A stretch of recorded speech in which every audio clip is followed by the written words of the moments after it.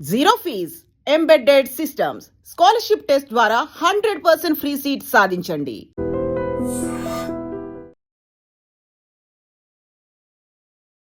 Welcome to iDream media. So sciatica ఇబ్బంది పెడుతూ ఉంటుంది.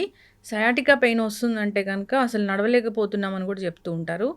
ఎందుకు ఈ ప్రాబ్లం అంతలా వేధిస్తూ ఉంటుంది, రాకుండా జాగ్రత్తలు ఏం తీసుకోవాలి, వస్తే దీన్ని ఎలా తగ్గించుకోవచ్చు, ఫిజియోథెరపీ దీని గురించి ఏం చెప్తుంది, వివరాలు తెలుసుకుందాం. మనతో పాటు ప్రముఖ ఫిజియోథెరపిస్ట్ భానుపూర్ణిమ గారు ఉన్నారు.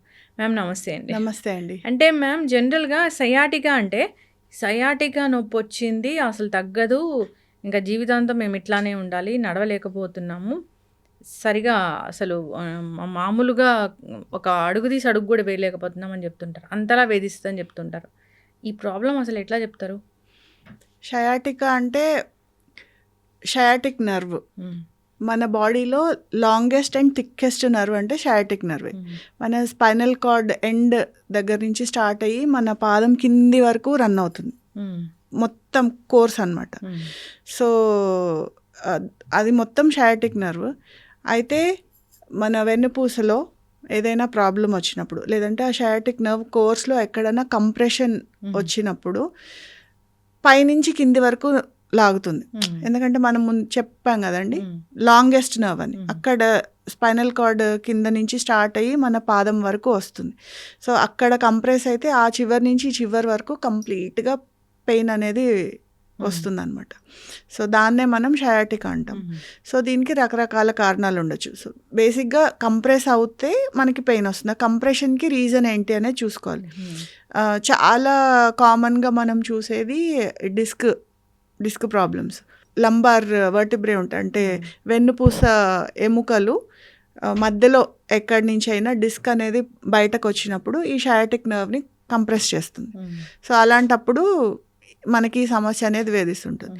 సో ఈ షయాటికాకి డిస్క్ ప్రాబ్లం ఒక్కటే కాదు, రకరకాల కారణాలు ఉండొచ్చు. సే ఫర్ ఎగ్జాంపుల్ ఏదైనా ట్యూమర్స్ లాంటివి ఫామ్ అవ్వడము, అలా ఉంటే కూడా రావచ్చు.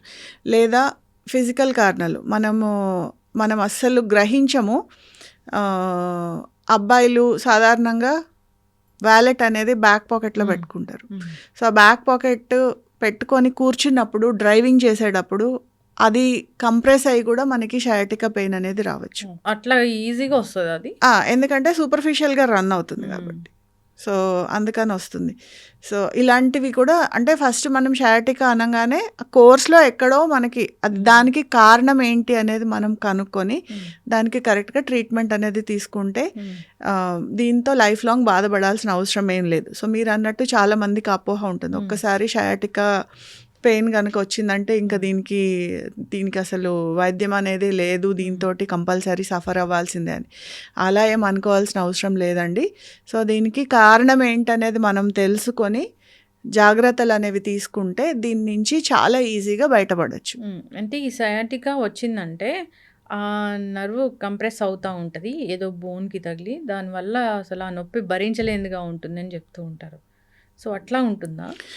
నిజంగానే భరించలేకుండా ఉంటుందండి. అయితే నొప్పితో పాటు జర పాకినట్టు ఉండడం, సో ఏదో చీమలు పాకినట్టు ఉండడం, లేకపోతే కరెంటు షాక్ కొట్టినట్టు ఉండటము, లేదంటే తిమ్మిర్లు రావడము, లేదా వీక్నెస్. సో పాదము మనం ఏచి నడిచేటప్పుడు ఇలా సడన్గా ఇలా పడిపోతూ ఉండడము. సో ఇలాంటివి కూడా మనం గమనిస్తాం. తిమ్మిరి కూడా వస్తుందా? తిమ్మిరి కూడా వస్తుంది. తిమ్మిరి అనేది అసలు ఒక పెద్ద సబ్జెక్ట్. కాలు తిమ్మురు, చేయి తిమ్ముర్లు అవి జనరల్గా అంటే మనం మామూలు కింద కూర్చున్నప్పుడు తిమ్మిర్లు వస్తాయి, అదంతా ఓకే. కానీ నార్మల్గా కూడా చాలా మంది తిమ్మిర్లు వేధిస్తూ ఉంటాయి, చాలా క్రానిక్గా ఉంటాయి. అదేంటి అసలు? ఈ తిమ్మిర్లు వేధించడం అనేది ఇప్పుడు మనం చెప్పుకున్నాం కదండి, ఎక్కడైనా నర్వ్ కంప్రెస్ అయితే దానివల్ల తిమ్మిరి రావచ్చు. సో తిమ్మిరి వచ్చినప్పుడు ఏమవుతుందంటే స్పర్శ అనేది కోల్పోతూ ఉంటాం.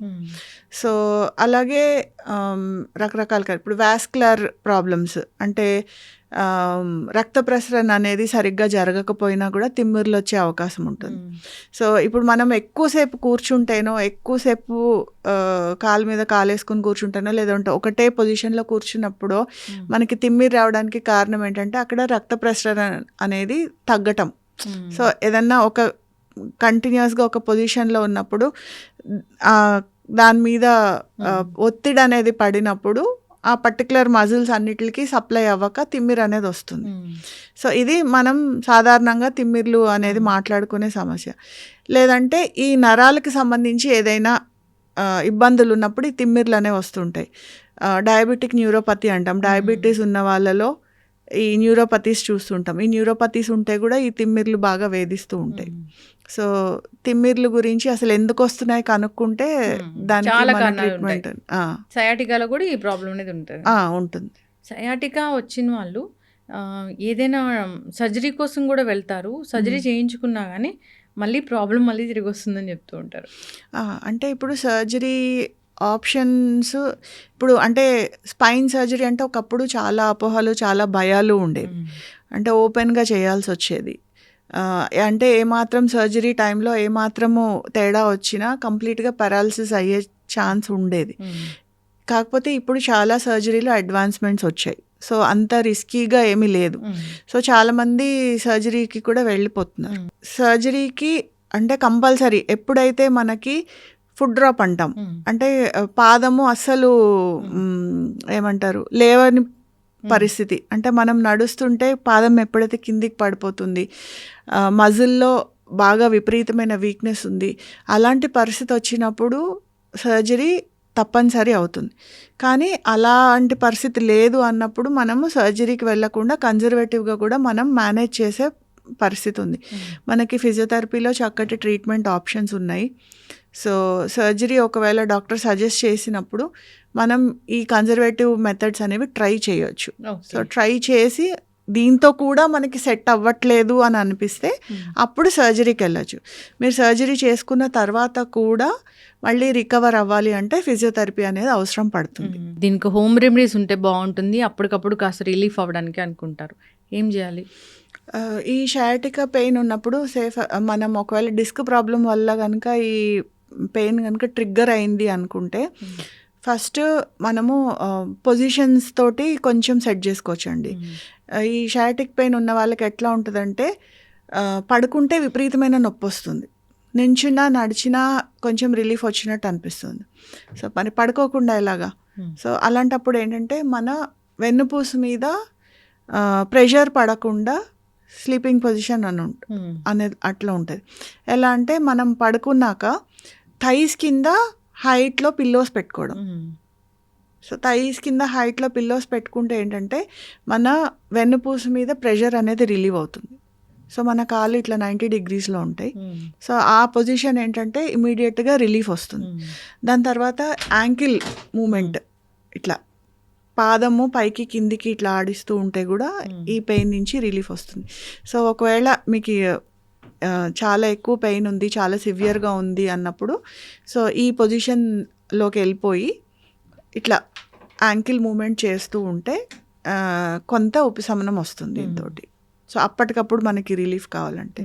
సో దాని తర్వాత దానికి కారణాలు ఏంటనేది చూసుకొని మనము ఈ ట్రీట్మెంట్ అనేది తీసుకోవాలి. తర్వాత బేసిక్గా ఈ ప్రాబ్లమ్స్ అన్నిటికీ మన వీక్ మస్కులేచర్ మజిల్స్ ఎప్పుడైతే వీక్గా ఉంటాయో సో ప్రాపర్గా వర్టిబ్రేని హోల్డ్ చేయలేకపోవడము, డిస్క్లు బయటకు రావడము, లేకపోతే కంప్రెషన్ అవటం వస్తున్నప్పుడు ఈ మజిల్స్ని స్ట్రెంగ్తెన్ చేసుకునే ఎక్సర్సైజెస్ ఉంటాయి. సో దాంతోపాటు ఈ నర్వ్ అనేది స్ట్రెచ్ చేయడానికి కొన్ని సింపుల్ ఎక్సర్సైజెస్ ఉంటాయి. సో అవి కూడా చేసుకుంటే కూడా మీకు ఇంట్లో ఇమీడియట్గా రిలీఫ్ అనేది వస్తుంది. ఓకే. సో వీళ్ళకి వాకింగ్ అసలు చెయ్యాలా వద్దా? వాకింగ్ కంపల్సరీ చేయాల్సిందేనండి. కాకపోతే వాకింగ్ మన పోస్చర్ అనేది చాలా కరెక్ట్గా చేసుకోవాలి. సో మీరు వాకింగ్ అనేది మీరు కరెక్ట్ టాపిక్ తీసుకొచ్చారు. సో వాకింగ్ చేసేటప్పుడు చిన్న సింపుల్ టెస్ట్ ఒకటి చెప్తానండి. ఏంటంటే స్ట్రెయిట్ లైన్ గీసుకుని స్ట్రెయిట్ లైన్ మీద మన హీల్ అనేది పెట్టి మన రెండో కాల్ది టో హీల్కి టచ్ అయ్యేటట్టు స్ట్రెయిట్ లైన్ మీద పెట్టగలిగితే సో మనకి ఈ షయాటికా పెయిన్ లేనట్టే. హీల్ టో అట్లా నడవాలి, స్ట్రెయిట్ లైన్ మీద నడవాలి. సో స్ట్రెయిట్ లైన్ మీద హీల్ టో ఒకవేళ టచ్ చేయలేకపోతున్నారు, బ్యాలెన్స్ అవుట్ అవుతోంది అంటే మీకు అక్కడ చాలా సింపుల్ టెస్ట్. సింపులే కాదు, ఎవరైనా ఫెయిల్ అవుతారు దాంట్లో.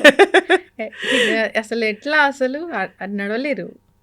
నడవగలుగుతారు. హ్మ్. మీరు పాతకాలంలో గుళ్ళల్లో మొక్కుబళ్ళు ఉంటాయి. సినిమాల్లో కూడా చూపిస్తూ ఉండుంటారు. హ్మ్. సో ఇవన్నీ దానికోసం పెట్టినవే. హ్మ్. మనకి ప్రాపర్‌గా ఉండాలి. మన బ్యాలెన్స్ అనేది కరెక్ట్‌గా ఉండాలి. సో మనం పోస్చర్ అవి కరెక్ట్‌గా మెయింటైన్ చేస్తున్నామా లేదా మధ్య మధ్యలో టెస్ట్ చేసుకోవడానికి ఇట్లాంటి మొక్కుబళ్ళు పెట్టారు. హ్మ్. మీరు ఇప్పటికీ కొన్ని గుళ్ళల్లో ఉంటాయి మొక్కుబళ్ళు. హ్మ్. మీరు అడుగులో అడుగేసుకుంటూ నడవడం అంటారు చూసారా? హ్మ్. సో అదే ఇది. ఓకే. ఇప్పుడు ఫిజియోథెరపిస్ట్ దగ్గరికొస్తే దీనికి ఎలా ఉంటుంది ట్రీట్మెంట్ అంటే? ఒకవేళ ఫిజియోథెరపిస్ట్ దగ్గరకొస్తే ఫస్ట్ కారణం ఏంటనేది విశ్లేషిస్తారండి. ఎందుకు మనకి షయాటిక్ పెయిన్ అనేది వస్తుంది? ఎక్కడ కంప్రెస్ అవుతుంది? ఫస్ట్ వీళ్ళ లైఫ్ స్టైల్ ఏంటి? సో వీళ్ళ నేచర్ ఏంటి? అన్నీ అనలైజ్ చేసి దేనివల్ల వస్తుంది అనేది కనిపెట్టి దాని ప్రకారం ట్రీట్మెంట్ అనేది ఉంటుంది. ఒకవేళ నర్వ్ కంప్రెస్ అయితే కంప్రెషన్ రిలీవ్ అవ్వడానికి మెషిన్స్ అనేది పెడతాం. ట్రాక్షన్ మెషిన్ ఉంటుంది. సో దాంతోటి కొంచెం నర్వ్ కంప్రెషన్ రిలీజ్ అవుతుంది. నర్వ్ రిలీజ్ అయిన తర్వాత ఆ మజిల్ ఇన్ని రోజులు అది పట్టేసి ఉండటం వల్ల మజిల్స్ అనేవి వీక్ అవుతాయి. సో దానికి కొంచెం స్ట్రెంథనింగ్ ఎక్సర్సైజెస్ అనేవి చెప్తాం. తర్వాత చాలామంది గమనించిన విషయం ఏంటంటే ఈ నొప్పి వల్ల ఒక కంపెన్సేటరీ గెయిట్ అనేది అలవాటు చేసుకుంటారు. అంటే నడక అనేది ఒక ఆల్టర్నేట్గా నడక అంటే తక్కువ నొప్పి వచ్చే పొజిషన్లో వాళ్ళకి వాళ్ళు అడ్జస్ట్ అయ్యి నడుస్తూ ఉంటారు. సో ఆ గెయిట్ కరెక్షన్ కూడా మేము చేస్తాం. సో మిర్రర్ ముందు నించొని పోస్చర్ కరెక్ట్గా ఉందా లేదా, అడుగులు వేసేటప్పుడు కరెక్ట్గా పడుతున్నాయా లేదా, సో ఇవన్నీ విశ్లేషించి మేము ట్రీట్మెంట్ అనేది చేస్తాము. సో దాంతో ఏంటంటే దీని నుంచి మనం ఈజీగానే బయటపడవచ్చు. కాకపోతే కొంచెం జాగ్రత్త తీసుకోవాలి. సర్జరీ తర్వాత కూడా ఫిజియోథెరపీ అవసరం దీనికి? అవసరం, ఖచ్చితంగా అవసరం అండి. అండ్ ఇంకొకటి ఏం చెప్తామంటే ఫార్వర్డ్ బెండింగ్ అంటే ముందుకి వంగి పనులు చేయకండి, ముందుకు వంగి బరువులు లాంటివి లిఫ్ట్ చేయకండి అనేవి చెప్తాము. సో ఈ జాగ్రత్తలు మాత్రం ఖచ్చితంగా తీసుకోవాల్సి వస్తుంది. సయాటికా ఉన్న వాళ్ళకి నొప్పి బాగా ఎక్కువ అవ్వకుండా ఉండాలంటే ఏం జాగ్రత్తలు ఉంటాయి? ఎక్సర్సైజెస్ ఖచ్చితంగా చేసుకోవాల్సిందే. Strengthening exercises and stretching exercises. So మజిల్ని అంటే స్ట్రెంగ్త్ తక్కువైనప్పుడు దాన్ని స్ట్రెంగ్త్ పెరిగే ఎక్సర్సైజ్ చేసుకుంటే ఇబ్బంది లేకుండా ఉంటుంది. సో ఆల్రెడీ నొప్పితో బాధపడ్డారు కాబట్టి ఆ మజిల్స్ అనేవి కొంచెము కంపెన్సేటరీ గెయిట్ లేకపోతే మూమెంట్స్ అన్నీ ఆల్టర్ అయ్యి ఉంటాయి కాబట్టి ఆ మజిల్స్ అనేది షార్టన్ అవుతాయి. సో వాటిని కొంచెం స్ట్రెచ్ చేసుకోవాలి. సో స్ట్రెచ్ చేసుకుంటే ఆల్మోస్ట్ మనము కారు డ్రైవ్ చేసేటప్పుడు కూడా ఇబ్బంది పడతాము, అవును. బైక్ డ్రైవ్ చేసేటప్పుడు కూడా అని చెప్తూ ఉంటారు. కంప్లైంట్ ఉంటుందా మ్యామ్ అట్లాగా? ఉంటుందండి. ఎందుకంటే స్ట్రెంగ్త్ సరిపోదు. అక్కడ కంప్రెస్ అవుతున్నప్పుడు మనం ఇందాక మాట్లాడుకున్నాం కదా, నర్వ్ మీద కంప్రెస్ అవుతున్నప్పుడు కింద అది నర్వ్ సప్లై ఎక్కడికైతే ఉంటుందో అక్కడ బలం అనేది తగ్గిపోతూ ఉంటుంది. సో చాలా మందిలో మనం మజిల్ వేస్టింగ్ కూడా చూస్తూ ఉంటాం. అంటే రెండు కాళ్ళు కంపేర్ చేస్తే ఎటు సైడ్ అయితే కంప్రెస్ అవుతుందో అటు సైడ్ మజిల్స్ అన్నీ చిక్కిపోయినట్టు అయిపోతాయి. సో అలాంటప్పుడు కూడా మనము ఈక్వల్గా రెండో కాలుతో ఈక్వల్గా స్ట్రెంగ్త్ వచ్చేటట్టు కూడా మనం ఎక్సర్సైజ్ అనేది చెప్పాల్సి వస్తుంది. ఓకే. ఏమైనా ఫుడ్స్ తినకూడదు అనేది ఉంటుందా దీనికి? ఫుడ్స్తో ఏం సంబంధం లేదండి. అన్లెస్ అండ్ అంటిల్ వాళ్ళకి ఏమన్నా అలర్జీకి ఉన్నా, లేకపోతే కొంతమంది చెప్తూ ఉంటారు మేము పలానవి ఫుడ్స్ తింటే మాకు నొప్పులు ఎక్కువ అవుతాయని. ఒకవేళ వాళ్ళ బాడీకి తగ్గట్టు అలాంటి ఏమన్నా అలర్జీస్ కానీ అలా ఏమన్నా ఉంటే వాళ్ళు అవి అవాయిడ్ చేసుకోవచ్చు. బట్ అదర్వైజ్ ఫుడ్తో ఏమీ సంబంధం ఉండదు. సయాటికా ఎవరికైనా రాకూడదంటే ఎక్సర్సైజ్ చేసుకోవాలి, వాకింగ్ చేయాలి, అండ్ స్పెసిఫికలీ పోస్చర్. సో ఈ రోజుల్లో షయాటికా రాకూడదు అండ్ సర్వైకల్ స్పాండిలైటిస్ కూడా మనము చాలా కామన్గా చూస్తుంటాం. ఇవి రెండు రాకుండా ఉండాలంటే మనం వర్క్ చేసేటప్పుడు మన పోస్చర్ అనేది కరెక్ట్గా ఉండేటట్టు చూసుకోవాలి. ఎక్కువ మంది సిస్టమ్ ముందు కూర్చొని వర్క్ చేస్తూ ఉంటారు. ఆ సిస్టమ్ ముందు కూర్చునేటప్పుడు మన పోస్చర్ కరెక్ట్గా ఉందా లేదా చెక్ చేసుకోవాలి. సో మన పోస్చర్ అనేది అంటే మన లైఫ్ స్టైల్లో changes, posture correction and strengthening exercises ఇవి రెండు చేసుకుంటే మనకి షయాటికా రాకుండా మనం జాగ్రత్త తీసుకోవచ్చు. అండ్ ఇంకొకసారి ఎప్పుడైనా సడన్గా ఇంజురీస్ జరిగినప్పుడు, అంటే సడన్గా జర్కీ మూమెంట్స్ తోటి వెయిట్స్ లిఫ్ట్ చేసిన, లేకపోతే ఏదన్నా సడన్గా కింద పడినా, ఇలాంటప్పుడు కూడా ఈ షయాటికా వచ్చే అవకాశం ఉంటుంది. సో మ్యాక్సిమమ్ ముందుకి వంగి సడన్గా వెయిట్స్ లిఫ్ట్ చేయడం అనేది అవాయిడ్ చేయాలి. సో చక్కగా చెప్పారు. ఫాలో అవ్వాలని కోరుకుందాం. చాలా చక్కటి ఇన్ఫర్మేషన్. ధన్యవాదాలు. నమస్తే. And for more videos, Please subscribe to iDream. Please subscribe to iDream. Please subscribe iDream. And please subscribe to iDream. For more videos, subscribe to iDream. Please like, share, and subscribe to the channel. Congratulations, iDream. Subscribe to iDream. Subscribe to iDream. So subscribe to iDream Media. iDream ki iDream team andarki huge congratulations. Please subscribe iDream Media. Please subscribe to iDream. Subscribe iDream. Please subscribe to iDream. iDream అంటే నా కళల ఛానల్ను subscribe చేసుకున్న నోరు తిరుగుతలేదు, మీరైతే గంట గుర్తు కొట్టండి. For more such videos, please subscribe to iDream. Subscribe to iDream. Please subscribe to iDream. Please subscribe iDream Media. Please do subscribe to iDream. Please subscribe to iDream Media. For best entertainment and information, please subscribe iDream. And don't forget to subscribe to iDream.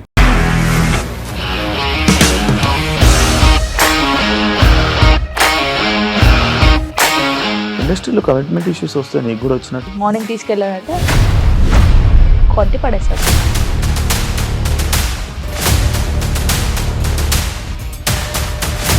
ఒక్కళ్ళు కూడా చూడలేదు ఈ cinema అని చెప్పడానికి కూడా చాలా ధైర్యం కావాలి. అది నిజం కదా, దాంట్లో ధైర్యం ఏంటి? ఇది నెక్స్ట్ డే ప్లేట్ మార్చేస్తే తప్పు కదా. As of now we are comfortable this అని నేను అనుకుంటున్నాను. రష్మిక గారిది మీది ఒకే ఊరంట కదా. నీకు కోపం వచ్చిందంటే బాగా తిట్టేత్తరా? తిట్టేద్దామండి. నిజంగా గేమ్ ని ఎలా చేంజ్ చేయగలిగారు? ఏపీఎస్ఎఫ్సి వాళ్ళకి 6 నెలల్లో నేను 6 లక్షలు కట్టా. బిజినెస్ చేయాలనుకుంటే it is as difficult as riding a tiger.